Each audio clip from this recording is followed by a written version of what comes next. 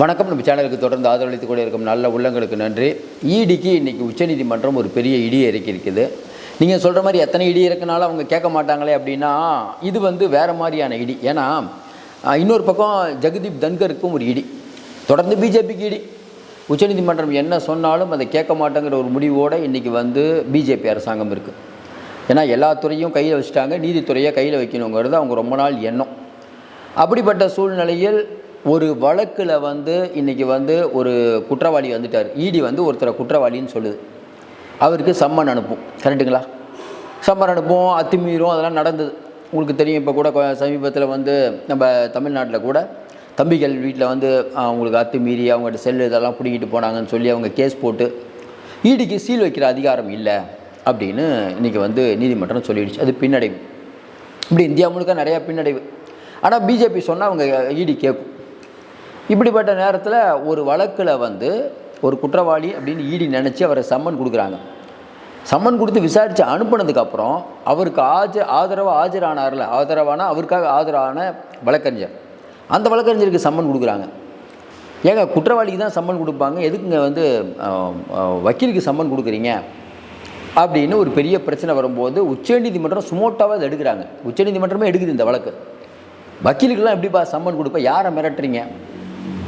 அப்போ என்னென்னா, அந்த குற்றவாளிக்கு ஆதரவாக ஆஜராகிற வக்கீலை மிரட்டுறது அப்படின்னா, இப்போ நம்ம செந்தில் பாலாஜி வழக்கில் முகுல் ரோஹித்துக்கும் அவங்க மனைவிக்கு கபில் சிபலும் ஆஜராகிறாங்க. இப்போ அவங்களுக்கே சம்மன் கொடுத்து கூப்பிடுவீங்களா? இது ஒரு தவறான முன்னுதாரணம். இப்போ நீதித்துறையின் மீது ஒரு மிகப்பெரிய ஒரு அழுத்தத்தை இன்றைக்கி இருக்கக்கூடிய ஒன்றிய பாஜக அரசு கொடுக்குது. அப்போ உச்சநீதிமன்றம் எடுத்துருச்சு. இது உங்களுக்கு இப்போ மெயின் செக்ஷன் இல்லை. இப்போ இந்த கோடைக்கால அமர்வு தான், லீவ் அமர்வு தான். இதில் ஜஸ்டிஸ் விஸ்வநாதன் அவர்களும் அப்புறம் கோட்டீஸ்வரன் சேசாய் 2 பேர் தான் இதை எடுக்கிறாங்க.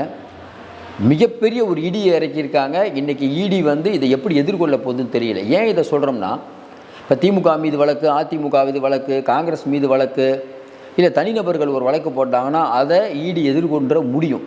ஆனால் உச்சநீதிமன்றம் அப்படிங்கிறது தானே எடுக்குது. என்ன எடுக்குது?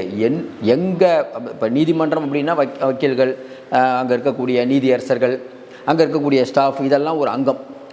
நீதித்துறையை நீங்கள் மிரட்டுறீங்களா? வக்கீல் என்னப்பா தப்பு பண்ணார், அவருக்கு எப்படிப்பா சம்மன்? அப்போ எந்த எல்லைக்கு நீங்கள் போகிறீங்க? அப்போ ஒருத்தவர் நீங்கள் குற்றஞ்சாட்டி அவரை சம்மன் அனுப்பி, ஒருத்தர் குற்றமே இல்லாமல் இருக்கலாம், அவர் வீட்டுக்கு போய் நீங்கள் ரைடெல்லாம் பண்ணுவீங்க, அவரை சம்மன் கொடுப்பீங்க. அவருக்கு ஆஜராகக்கூடிய வழக்கறிஞர் அவர் மேலேயே சம்மன் கொடுக்குறதுனா எந்த வழக்கறிஞர் வருவார்? இது ஜனநாயகத்துக்கு எதிரானது. எந்த நாட்டிலையுமே இப்படி நடக்காது. அப்போ இன்றைக்கி உச்சநீதிமன்றத்தில் இது வந்த உடனே இடி இன்றைக்கி மிகப்பெரிய ஒரு பின்னடைவை சந்திச்சுக்குது. ஏன்னா இடியோட இயக்குனர் ஆஜராகணும். இது இடி உச்சநீதிமன்றம் சும்மா இருக்காது. உங்களுக்கு தெரியும், உச்சநீதிமன்றம் அடுத்தவங்களுக்கு விசாரிக்கும் போதே இடியை வெளுத்து விடுதுன்னா, தன்னுடைய அதிகாரத்துக்கு உட்பட்டு இருக்கக்கூடிய இடத்துலையே வாலாட்டும் போது அதை ஒட்டை நறுக்கும் ஈடு இன்றைக்கி இருக்கக்கூடிய உச்சநீதிமன்றம். அதுவும் கவாய் அவர்கள் ரொம்ப தெளிவாக 2-3 நாளைக்கு முன்னாடி சொன்னார். லைவ்லாவில் கூட ரிப்போர்ட் ஆச்சு. என்ன சொல்கிறார்? நாடாளுமன்றம் அப்படிங்கிறது சட்டத்தை இயற்றினாலும் அதை அந்த சட்டம் சரியா தவறா, இதுக்கு தடை போடணுமா அப்படிங்கிறது அரசியலமைப்பு சட்டம்தான் முடிவு செய்யுங்கிறார். ரொம்ப தெளிவாக சொல்கிறார். நம்மளுடைய இந்திய ஜனநாயக அமைப்பு ஆளுநருக்கு எந்த அதிகாரம், ஜனாதிபதிக்கு எவ்வளோ அதிகாரம், பிரதமருக்கு எவ்வளோ அதிகாரம்னு மிக சரியாக பண்ணியிருக்காங்க. நீங்கள் அதை எடுத்து பார்த்தீங்கன்னாவே தெரியும். அதாவது இப்படி ஒரு அற்புதமான, ஏன்னா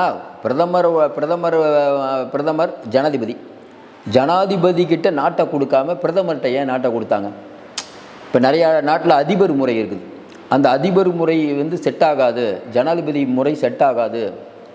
இந்தியா முழுக்க மோடி அப்படிங்கிற ஒரு ஆளுக்கு இந்தியா முழுக்க ஓட்டு போடணும் அப்படிங்கிற சிஸ்டம் சரியாகுது. அது அதிபர். இப்போ கூட பார்த்தீங்கன்னா டிவிக்கு எவ்வளோ புதுசாக போன அருண்ராஜ் ஐஆர்எஸ், அவர் திடீர்னு இந்த மாதிரி ஒரு விஷயத்தை சொல்கிறார். அப்பயே நம்ம கண்டித்தோம், அருண்ராஜ் சொல்கிறது தவறு. ஏன்னா அவர் ஐபிஎஸ் படிச்சிருக்காரு, நம்ம சிவில் சர்வீஸில் பாஸ் ஆகியிருக்காரு, ஏன் இப்படிலாம் பேசுகிறாரு? அப்போ இந்திய அரசியலமைப்பு சட்டத்தை எழுதிய நம்ம முன்னோர்கள் பாபா சாஹிப் அம்பேத்கர்லேருந்து நேரு அவர்கள் எல்லாருமே வலியுறுத்துறது என்னென்னா, இது ஒரு கூட்டாட்சி, ஒவ்வொருத்தருக்கும் ஒரு அதிகாரம் கொடுக்கப்படும். அந்த அதிகாரத்தை மீறும் போது அது நீதிமன்றங்கள் தலையிடும். இவ்வளோதான், சிம்பிள். தொடர்ந்து அதிகாரத்தை மீறக்கூடிய ஒரு அமைப்பாக இன்றைக்கி இடி இருக்கிறது. அதனுடைய நீட்சி தான் இன்றைக்கி ஒரு குற்றவாளிக்கு ஆஜராகக்கூடிய வழக்கறிஞர் மேலே சம்மன் கொடுக்கறது. இது ஒரு பக்கம்.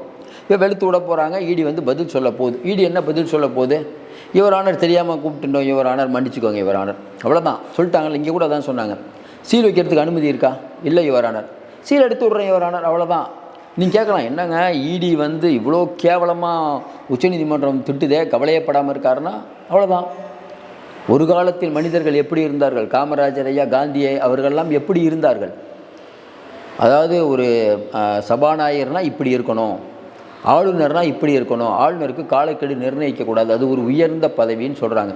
இன்றைக்கி ஆளுநர் அரசியல் பேசுகிறார், வெளிப்படையாக. தமிழ்நாடு ஆளுநர் வெளிப்படையாக அரசியல் பேசுகிறார்.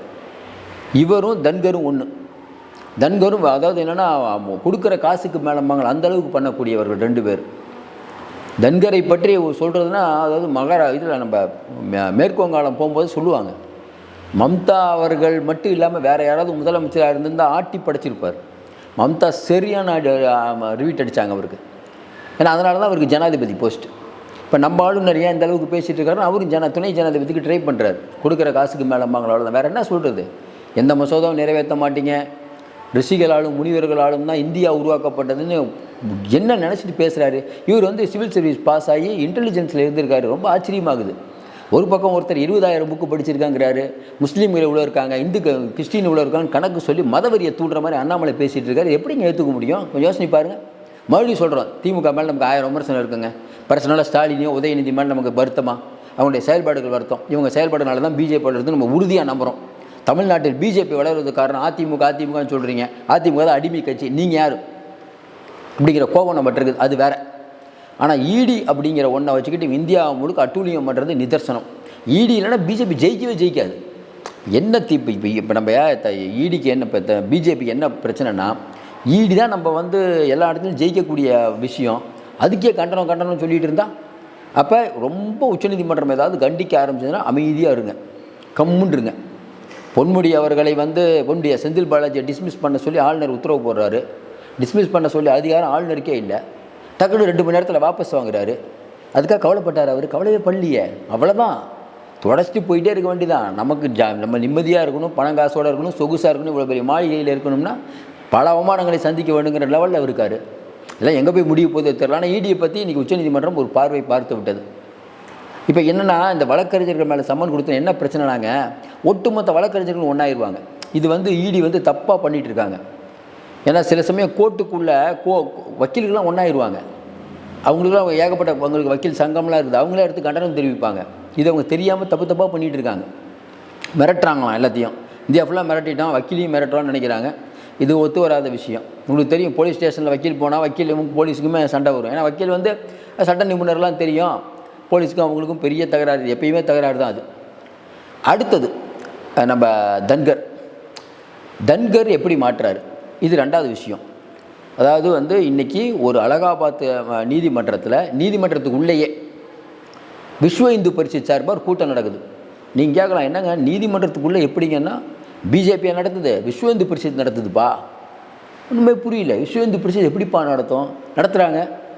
ஏற்கனவே அலகாபாத்தில் இருக்க ஒரு நீதியரசர் சொல்கிறாருல, பசுவை வந்து இந்தியாவுடைய இதாக நம்ம சின்னமாக கருதணும்னு சொன்னார்ல, அந்த மாதிரி தான்.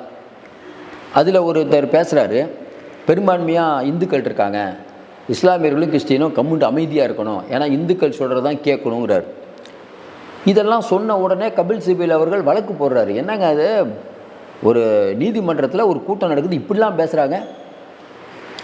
இது வந்து எப்பயுமே வந்து ஒரு நீதிபதியை வந்து நீங்கள் வந்து பதவி நீக்கம் பண்ணணும்னா, ராஜ்யசபாவில் வந்து 50 பேரும், லோக்சபானா 100 பேரும் கையெழுத்து போடணும். இப்படிப்பட்ட சூழ்நிலையில் ராஜ்யசபாவில் 53 எம்பிக்கள் கையெழுத்து போட்டாச்சு, எதிர்கட்சி எம்பிக்கள் கையெழுத்து போட்டாச்சு. கையெழுத்து போட்டு கபில் சிபில் வந்து தன்கர்கிட்ட கொடுத்துட்டார். தன்கர் எப்படிப்பட்ட ஆள், நம்ம இவர் ஆளுநர் ரவி அவர்கள் மாதிரி எதுவுமே பண்ணுறது, அமைதியாக உட்காந்துக்கிறது, சொகுசாக இருக்கணும், எல்லாத்தையும் திட்டணும், பிஜேபிக்கு கொடுக்குற காசுக்கு மேலே சொல்ல அந்த அளவுக்கு பேசிகிட்டு இருக்கணும். இதுதான் அவருடைய இயல்பு, நமக்கு புரியும்.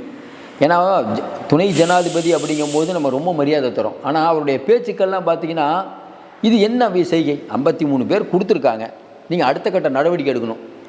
என்னன்னு கேட்டால் அந்த 53 பேர் கையெழுத்து சரியான்னு வெரிஃபிகேஷன் பண்ணுறாராம் 3 மாதமாக. கொஞ்சம் 3 மாதமாக வெரிஃபிகேஷன் பண்ணுவீங்க, கேட்டால் டிஜிட்டல் இந்தியாங்கிறீங்க.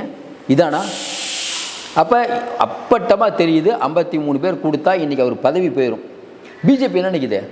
எங்கப்பா இருந்த எவ்வளோ நாள்? நீ நீதிபதியாக இருக்கிறவர் தவிர பிஜேபியில் வந்தீங்கன்னா ஒரு ராஜ்யசபா எம்பியை கொஞ்சம் மினிஸ்ட்ரி ஆக்கிடுவோம். இதுதானே எங்களுக்கு தேவை.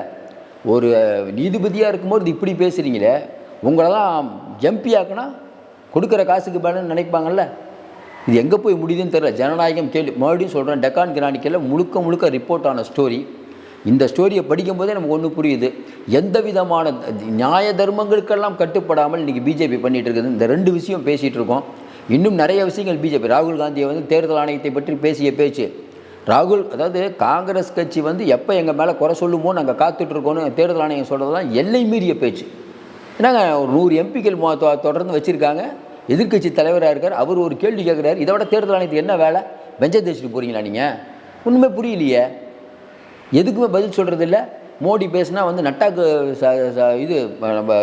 இது கொடுக்குறீங்க, நோட்டீஸ் கொடுக்குறீங்க. ஏன் மோடிக்கு கொடுக்க மாட்டீங்களா? இப்போ இந்தியாவில் என்ன மோடி இப்போ உச்சபட்ச இது என்ன, இன்னொரு 1000 வருஷம் மோடி இருந்துருவாரா? இல்லை 500 வருஷம் இருந்துருவாரா? கொஞ்சம் யோசனை பாருங்கள். அமித்ஷா மோடி நிரந்தரமாக இந்தியா வாழ போகிறாங்களா? சார் மேலே போயிட்டாங்க சார் பிஜேபி. நம்ம தொடர்ந்து இதான் ஒரு வார்த்தை சொல்லுவோம், எழுதி வைத்துக் கொள்ளுங்கள். பிஜேபிக்கு அழிவு நிச்சயம். மேலே போனால் கீழே இறங்கி ஆகணும் சார். காங்கிரஸ் எப்படி இருக்குது காங்கிரஸ்? 2 எம்பிகளோட அந்த பிஜேபி இன்றைக்கி இவ்வளோ எம்பிகள் வந்துட்டீங்கிறீங்களா? அதே 2 எம்பிகள் போகிறதுக்கு ரொம்ப நாள் ஆகாது. அதாவது இன்றைக்கி இருக்க இப்போ சார் நம்ம பெரிய கட்சி, இவங்களெல்லாம் வீழ்த்தவே முடியாதுமோ. அந்த சந்திரசேகர் ராவ் கட்சி எங்கே இருக்குது? தெலுங்கானாவில். கொஞ்சம் யோசனை பாருங்கள். அதனால் இன்றைக்கி இருக்கக்கூடிய நிலைமையில் இவர்கள் ஒரு ராஜ்யத்தை அமைக்கணும், இந்து ராஷ்டிராவை அமைக்கணுங்கிறாங்க. ஒரே நாடு, ஒரே தேர்தல், ஒரே மொழி, ஒரே கடவுள். இதெல்லாம் யாருக்கு ஆபத்துனா இஸ்லாமியர்கள், கிறிஸ்தவருக்கு இல்லை, இந்துக்களுக்கு தான் ஆபத்து. ஒரே கடவுள் அப்படி அதான் கொண்டு வராங்க. ராமரை தான் கொண்டு வரணும்னு கொண்டு வந்துடுவாங்க. இல்லைன்னா தான் ஊழும். உத்தரப்பிரதேசம் நடக்கிறதெல்லாம் நம்ம பார்த்துட்டு தான் இருக்கோம். எந்த அளவுக்கு அது இன்னொன்று நம்ம அதை இன்னொரு வீடியோவில் பேசலான்னு நினைக்கிறேன். நிறைய பிஜேபி பற்றி பேசினாலே நமக்கு பொழந்து கட்டிட்டு வருது.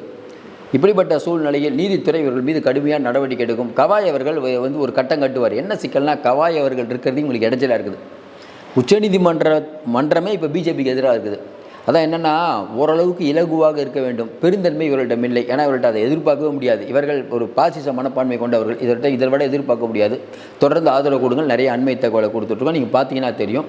சப்ஸ்கிரைப் பண்ணி பார்த்து ஊக்கம் கொடுங்க. இவ்வளோ தூரம் எங்கள் வீடியோ பார்க்கும்போது உங்கள் கமெண்ட் எதுனாலும் போடுங்க. மீண்டும் சந்திப்போம். நன்றி, வணக்கம்.